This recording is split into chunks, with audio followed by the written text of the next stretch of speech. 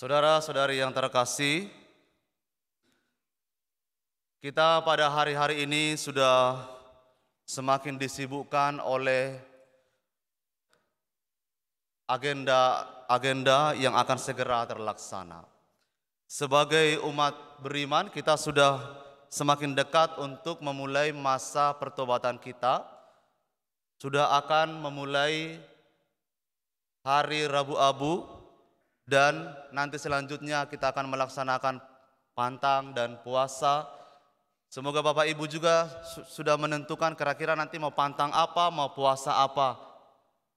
Lalu sebagai warga masyarakat, kita juga sudah akan segera melaksanakan agenda politik kita, yaitu kita akan memberikan hak suara kita untuk memimpin pemilih yang terbaik.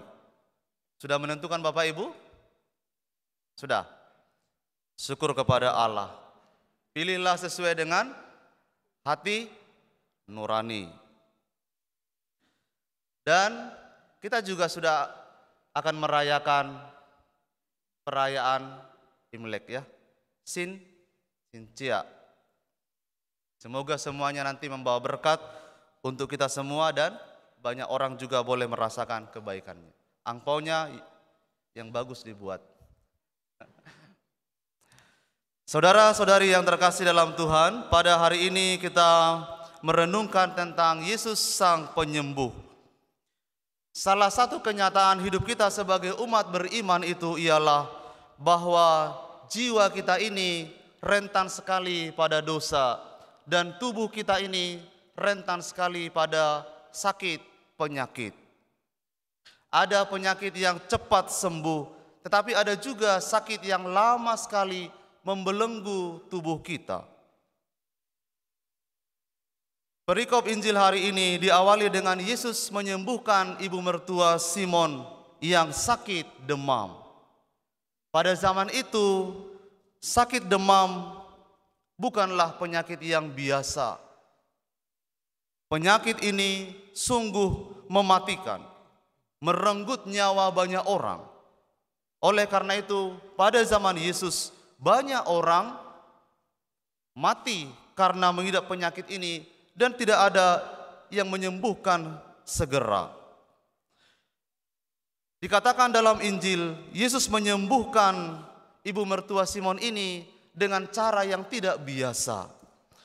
Ia memegang tangan perempuan itu, membangunkannya, dan pada saat itu juga ibu mertua Simon ini sembuh seketika. Saudara-saudari yang terkasih, tindakan Yesus ini dikatakan tidak lazim, apalagi bila itu dilakukan oleh seorang laki-laki kepada seorang perempuan, kecuali kalau itu adalah anggota keluarga.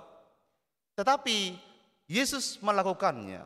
Barangkali di mata banyak orang, terutama kaum Farisi, ahli-ahli Taurat, ini sesuatu yang bertentangan dengan ketentuan-ketentuan mereka, hukum-hukum Taurat mereka, ketentuan nenek moyang mereka. Iya. Tetapi bagi Yesus bukan hukum yang pertama-tama, tetapi kesembuhan dan keselamatan orang itu, itulah yang menjadi prioritas bagi Yesus. Itulah sebabnya berhadapan dengan orang-orang sakit, Yesus memberikan sentuhan, mengulurkan tangan, menjamah orang itu, bahkan orang yang sakit kusta sekalipun. Dulu pada zaman Yesus, orang yang sakit kusta itu yang paling menderita. Bukan hanya karena sakitnya, tetapi karena pembatasan-pembatasan sosial.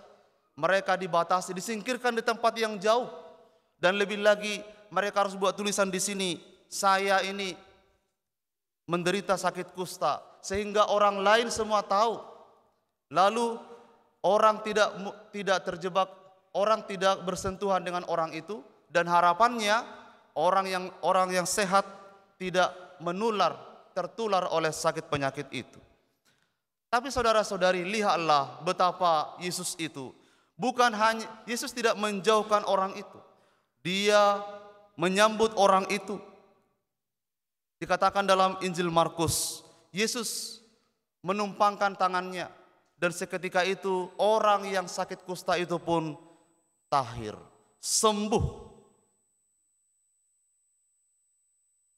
Saudara-saudari yang terkasih, seperti Yesus, itu adalah juga panggilan kita bersama. Kita dipanggil juga supaya kehadiran kita ini boleh menjadi kehadiran yang menyembuhkan, yang membawa pemulihan, dan yang menyelamatkan bagi banyak orang.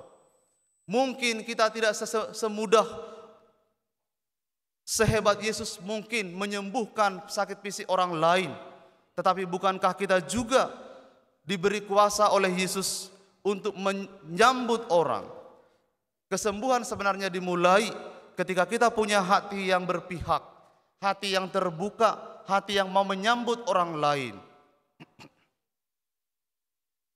Dalam hal sakit penyakit, kita dipanggil untuk menyertai mereka dengan doa. Saudara-saudari, jangan lupa bahwa kita sebagai umat beriman, kita memiliki imamat bersama, imamat umum namanya. Maka semua kita yang setelah dibaptis di dalam gereja Katolik yang kudus itu, menerima sakramen-sakramen inisiasi itu, kita punya imamat umum, di mana kita menerima warisan dan kuasa untuk melakukan tritugas Kristus itu, untuk mengajar, menguduskan, dan menggembalakan. Maka menguduskan itu adalah juga panggilan kita bersama. Menguduskan dengan cara apa? Menguduskan dengan cara berdoa, mendoakan orang, memberi berkat bagi orang, menyalurkan kesembuhan, pemulihan lewat tangan kita. Jadikan saudara-saudari tangan kita ini menjadi saluran berkat bagi banyak orang, dengan cara ditumpangi, menumpangkan, dan memberi berkat kepada mereka. Kalau dulu kita melihat orang tua kita sewaktu kecil, selalu sebelum berangkat sekolah misalnya, diberi berkat pada anaknya, atau didoakan. Suatu cara yang sederhana, yang kecil sekali, tetapi memberi dampak yang begitu besar kepada kita, mengingatkan kita bahwa memang kita punya kuasa itu. Tuhan melakukan itu, dan Tuhan menghendaki juga supaya kita boleh menyalurkan berkat dengan cara yang sama bagi orang-orang di sekitar kita. Dan sakramen-sakramen gereja, para saudara-saudari, semua dilaksanakan dengan menggunakan tangan. Baptis, ekaristi, krisma, pengurapan orang sakit, perkawinan, imamat, tobat, semua adalah dilaksanakan oleh gereja dengan tangan itu. Saudara-saudari yang terkasih, dikatakan dalam Injil, ibu mertua Simon sesudah disembuhkan oleh Yesus itu, sesegera mungkin dia melayani. Dalam terang iman kita, pelayanan atau diakonia haruslah mengalir dari pengalaman kita akan Tuhan.